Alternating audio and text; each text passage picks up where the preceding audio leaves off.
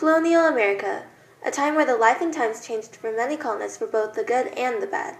Many of the events and occurrences range from cruel and unusual punishments and laws to unfair trade between them and the local Indians. Here, we will take a look into the life of a common colonist. This is Life and Times of the 13 Colonies. For a big family, you would think that owning land in the forest was ideal. It offered protection, a beautiful view, and possibly a great place to farm. However, the truth is, forest land was possibly the most undesirable place to live.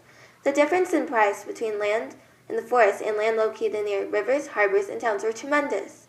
In current-day America, many families paid more money in forest acres. So why wasn't this case for those in the old days? Well, it's quite possible that it was because living in the forest was inconvenient.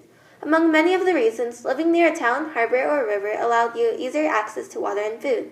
Compared to the forest, which was located further away, it wasn't shocking that land in the forest was cheap.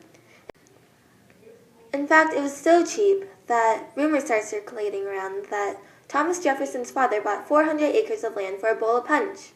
I said earlier, a big family in the colonial time would much rather prefer living in lands that offered more convenience. How big of a family are we talking about, though? Well, based off of the fact that the governor of Massachusetts had 20 brothers, we're talking about a pretty big family. How, in any way, is such a large family practical? Despite having more mouths to feed, the more kids you have, the more people can help bring money for the family. It's a give and take situation, per se.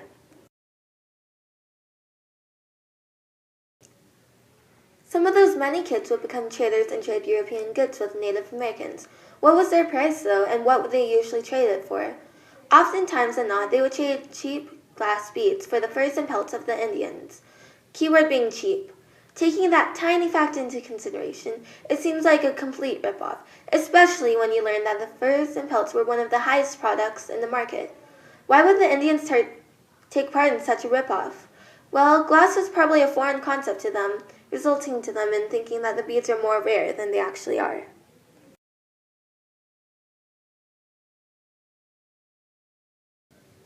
Besides trading, there were many other jobs in America. Some of the smaller ones involved farming, which was the leading job in the colonies, and later slavery, though it was more forced labor than a voluntary job. The largest, most popular job, however, was fishing. The industry back then is how we may see Adidas and Nike, popular.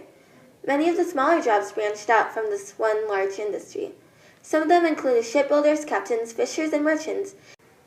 It became so popular that by the mid-1700s, thousands of ships set off to the Atlantic to fish and whale. While it seems like they were rather well off in life, northern colonies had an internal conflict brewing within. Home to strict Puritan laws, those who disobeyed usually were punished. Their punishments weren't very reasonable either. If you were caught hugging your significant other in public, you'd be placed in the stocks or pillories for several hours and be humiliated, and probably have sticks and rocks thrown at you. At worst case scenario, you would be hung. Not only that, but they were in a constant battle against diseases such as smallpox. Because they were not as medically advanced as we are today, they oftentimes had to rely on a medicine man or a medicine woman who, more oftentimes than not, put shifty objects into the medicine.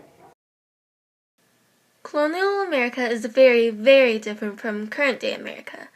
The differences range from bargains and jobs to laws and punishments.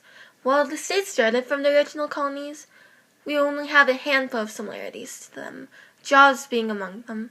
For the most part, though, colonial America and current-day America are very, very different from each other.